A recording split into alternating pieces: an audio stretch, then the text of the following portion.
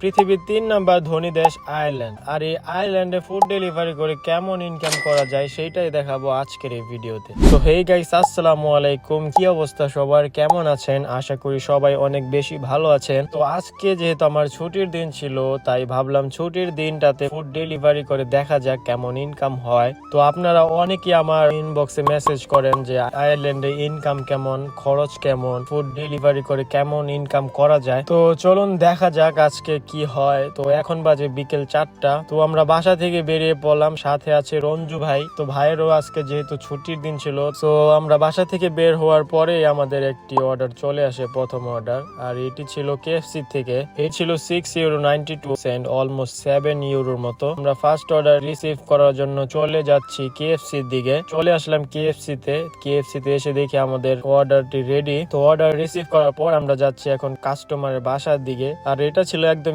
কাছে, এটা গাড়ি দিয়ে যেতে আমাদের সময় লাগবে মাত্র 4 মিনিট। তো এরপরে চলে আসলাম কাস্টমারের বাসায়। তো কাস্টমারের কাছ থেকে কোডটা নিয়ে কোড দেওয়ার পর আমাদের অর্ডারটি কনফার্ম হলো। তো ফার্স্ট অর্ডার কনফার্ম করার পর আমরা চলে যাচ্ছিলাম আবার ম্যাকডোনাল্ডস এর দিকে। হঠাৎ করে চলে আসলো বৃষ্টি, আর আয়ারল্যান্ডে বৃষ্টির কথা কি আর বলবো, হঠাৎ বৃষ্টি হঠাৎ রোদ। পরে আমরা চলে আসলাম ম্যাকডোনাল্ডস থেকে আরেকটি অর্ডার চলে আসে। তো ম্যাকডোনাল্ডস আসার পর ফুড রিসিভ করে এখন যাব আবার কাস্টমারের বাসার দিকে। আর এটাও ছিল মোটামুটি কাছে, এটা আমাদের মাত্র সময় লাগবে 8 মিনিটের মতো ড্রাইভ। আসলে আয়ারল্যান্ডে চাইলে অনেক রাস্তায় আছে টাকা ইনকাম করার, যেমন ইনকাম তেমন খরচও আছে। তো যাই হোক, এরপরে আমার ডেলিভারি কনফার্ম করার পর আবারও এক অর্ডার আসলো ম্যাকডোনাল্ডস থেকেই। তো এই তো একটার পর একটা অর্ডার আসছিল।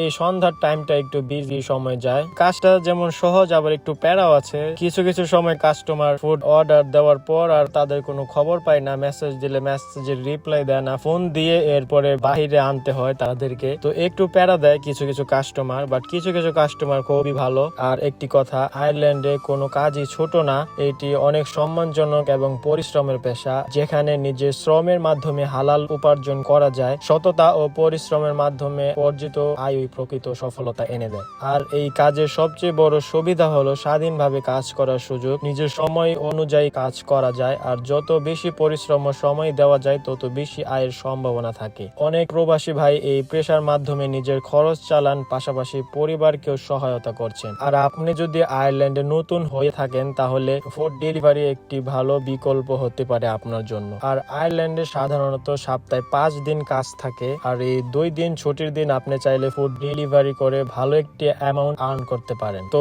সারা বিকেল ফুড ডেলিভারি করার পর আমার টোটাল হয়েছিল €75। তো আজকের ভিডিওটি ছিল এই পর্যন্তই। সবাই ভালো থাকেন, নিরাপদে কাজ করুন এবং হালাল রিজিকের জন্য চেষ্টা চালিয়ে যান। সবাই ভালো থাকবেন, সুস্থ থাকবেন। আল্লাহ হাফেজ, আসসালামু আলাইকুম।